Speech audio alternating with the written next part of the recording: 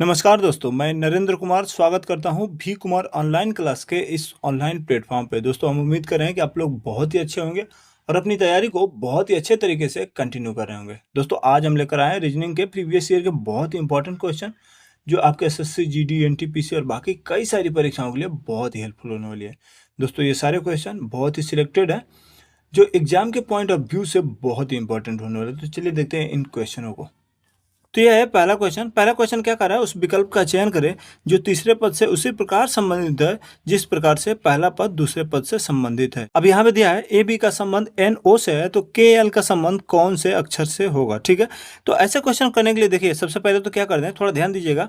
सबसे पहले तो इनका हम नंबरिंग कर लेंगे, जो प्लेस वैल्यू होता है। जैसे ए का 1 हो गया, बी का 2 हो गया, एन का आपका हो जाएगा 14, ओ का 15। ठीक है, ऐसा ही के का 11 और एल का 12। ठीक है, तो हम सबसे पहले तो इनमें डिफरेंस देखेंगे। अगर डिफरेंस देखेंगे तो ए से अगर हम एन पे गए तो आपको +13 का डिफरेंस दिखा। ठीक है, ऐसे ही अगर बी से आप या ओ पे गए तो आपको भी प्लस का 13 का ही डिफरेंस दिखेगा, क्योंकि ये 15 और ये 2। तो अगर आप माइनस करेंगे तो +13 का डिफरेंस दिखेगा। तो ऐसे ही इसमें हम +13 कर देंगे तो देखिए 11 में अगर हम +13 करेंगे तो ये हो जाएगा आपका 24, और 24 पे जो लेटर आएगा वो आएगा एक्स। ठीक है, ऐसे ही एल में भी हम +13 कर लेंगे, तो एल में जब +13 करेंगे तो ये हो जाएगा 12 और +13 हो जाएगा आपका 25, और 25 पे जो लेटर आएगा वो हो जाएगा आपका वाई। तो इसका जो राइट आंसर होगा वो होगा एक्स वाई, यानी ऑप्शन के हिसाब से अगर आप देखें तो इसका राइट आंसर ऑप्शन डी होगा। तो हम उम्मीद कर रहे हैं कि ये क्वेश्चन आपको बहुत ही अच्छे तरीके से समझ में आया होगा। तो चलिए देखते हैं अगला क्वेश्चन। तो ये है दूसरा क्वेश्चन। दूसरा क्वेश्चन क्या कर रहा है, श्रृंखला में अगली संख्या ज्ञात कीजिए। देखिए, ये सीरीज का क्वेश्चन है और बहुत ही इंपॉर्टेंट क्वेश्चन है, क्योंकि ऐसे क्वेश्चन हर एक एग्जाम में आपको जरूर देखने को मिलते हैं। तो चलिए देखते हैं क्या कर रहा है, श्रृंखला में अगली संख्या ज्ञात करें। अब यहाँ पे दिया है नंबर 17, 27, 42, 62, 87 दिया है। ठीक है, इसमें अगली संख्या आपको ज्ञात करना है। तो देखिए, ऐसे क्वेश्चन को करने के लिए सबसे पहले तो इनमें आपको डिफरेंस देखना पड़ेगा। अगर आप डिफरेंस देखें तो देखिए, अगर 17 से आप 27 पे गए तो प्लस का 10 आपको डिफरेंस देगा। ठीक है, और अगर 27 से आप 42 पे गए तो आपको प्लस का 15 का डिफरेंस दिखा। ठीक है, क्योंकि 42 में से अगर आप 27 घटाएं तो ये हो जाएगा आपका 15। ठीक है, फिर 42 से अगर आप 62 पे गए तो ये आपका दिखेगा प्लस का 20। ठीक है, वैसे ही अगर 62 से आप 87 पे गए तो ये आपका दिखेगा प्लस का 25। ठीक है, क्योंकि 7 में से 2 गए तो 5, और 8 में से 6 गए तो 2, ये 25 का डिफरेंस दिखेगा। ठीक है, अब अगर देखिए यहाँ पे 10, 15, 20, 25, यानी आगे का संख्या निकालने के लिए आपको क्या करना पड़ेगा, प्लस का 30 ऐड करना पड़ेगा, क्योंकि 5-5 का ये डिफरेंस 5-5 सीरीज में आगे बढ़ रहा है। ठीक है, तो ऐसे 25 में अगर 5 जोड़ दे तो 30 हो जाएगा, और 30 में अगर हम 87 में 30 जोड़ दे तो ये हो जाएगा 7, और 8 3 11, यानी हो जाएगा 117। तो यानी इसका राइट आंसर हो जाएगा 117। ठीक है, यहाँ पे देखिए ऑप्शन लिखना भूल गए हैं, तो इसका जो राइट आंसर होगा वो होगा 117। ठीक है, तो उम्मीद करें ये क्वेश्चन आपको बहुत ही अच्छे तरीके से समझ में आया होगा। देखिए, एक बार और बता देते हैं क्या हो रहा है। अगर यहाँ पे 17, 27, 42, 62, 87 करके नंबर दिया है, इनमें अगर आप डिफरेंस देखें तो 17 से 27 पे गए तो +10, 27 से 42 पे गए तो प्लस का 15, फिर 42 से 62 पे गए तो प्लस का 20, और 62 से 87 पे गए तो प्लस का 25 होगा। ठीक है, यानी 10, 15, 20, 25, यानी 5-5 करके आगे बढ़ रहा है सीरीज। ठीक है, तो ऐसे ही 25 में अगर हम 5 जोड़ देंगे तो ये हो जाएगा 30, और 30 अगर 87 में जोड़ दे तो ये हो जाएगा आपका 117, यानी इसका जो राइट आंसर होगा वो होगा 117। तो उम्मीद करें कि ये क्वेश्चन बहुत ही अच्छी तरीके से आपको समझ में आया होगा।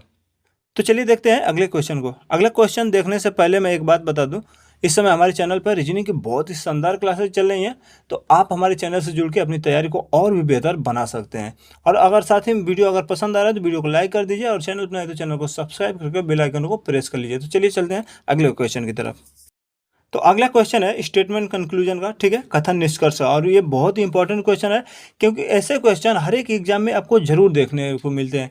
1 से 2 क्वेश्चन हर एक एग्जाम में आपको ऐसे क्वेश्चन देखने को मिलते हैं। तो चलिए देखते हैं क्वेश्चन क्या कह रहा है सभी कवि बुद्धिमान है और सभी गायक बुद्धिमान है। ठीक है, तो इनका डायग्राम बनाना पड़ेगा।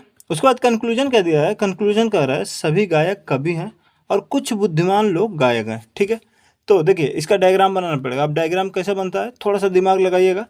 कह रहा है सभी कवि बुद्धिमान है। ठीक है, तो यहाँ पे मान लीजिए ये कवि हो गए। ठीक है, ये कवि हो गए, और क्या कह रहा है सभी कवि कवि बुद्धिमान है। ठीक है, ये कवि सभी कवि बुद्धिमान हो गए। ठीक है, ये बुद्धिमान हो गए।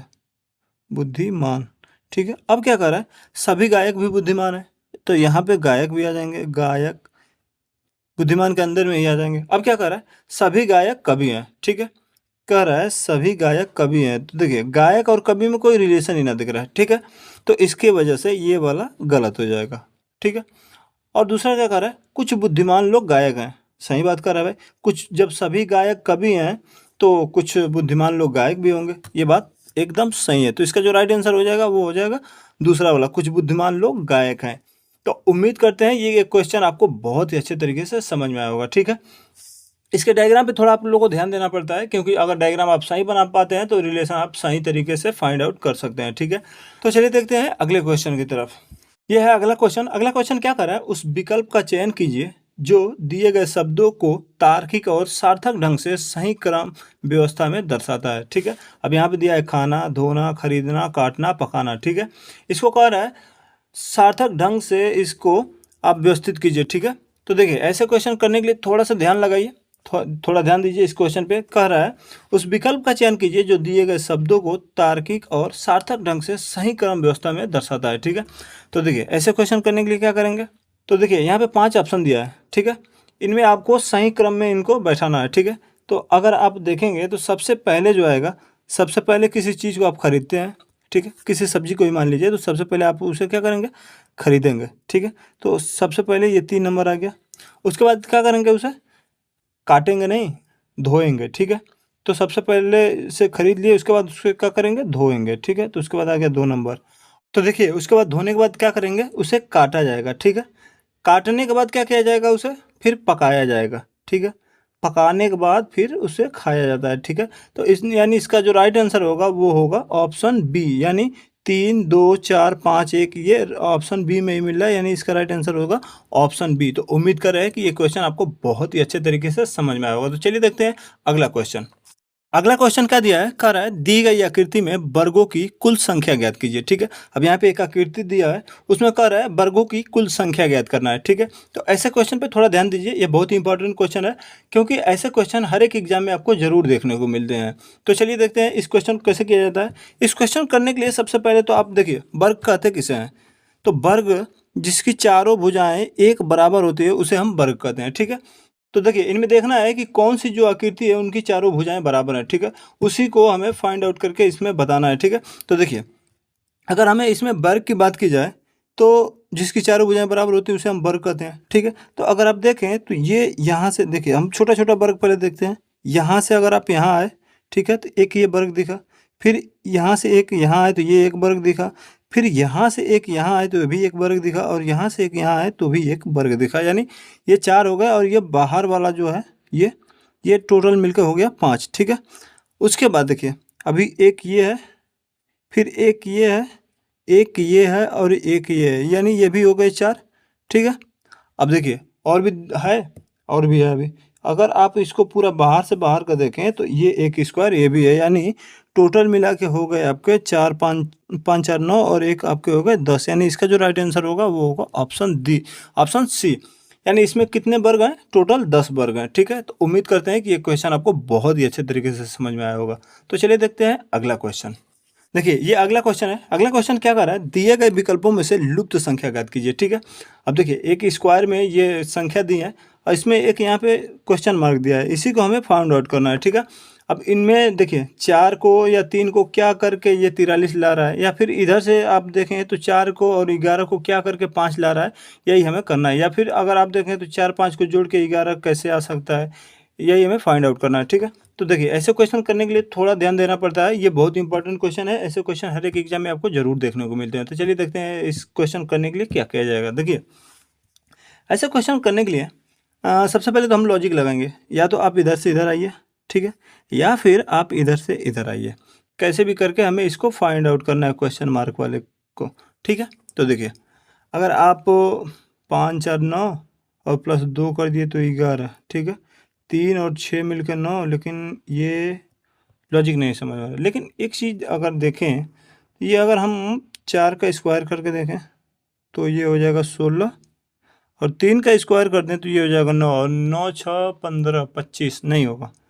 लेकिन अगर 3 का हम क्यूब कर दें 3 का अगर हम क्यूब कर दें, ये हो जाएगा 3 त्रिके 9 और त्रिके 27, यानी अगर 27 और 16 को जोड़ दें तो ये हो जाएगा 7 6 13 का 3, हाथ में आया 1 और 2 1 3 1 4, यानी इसका स्क्वायर हुआ और इसका क्यूब हुआ, तभी जाके ये 43 आ रहा है, क्योंकि यहाँ भी 43 दिया है। ठीक है, तो ऐसे ही अगर आप 5 का भी स्क्वायर करें, थोड़ा दिखाई नहीं दे रहा हुआ, क्योंकि अगर यहाँ पे हम देखिए, यहाँ पे कर लेते हैं 5 का स्क्वायर कर रहे हैं और 6 का हम क्यूब कर दें तो 5 पचे 25 हो जाएगा, और 6 का अगर हम क्यूब कर दें तो 6 6 36, और अगर 36 गुणे 6 कर दें तो ये 6 6 36, 6 हाथ में आया 3 और 6 त्रिक 18 3 21, यानी 216 ये हो गया।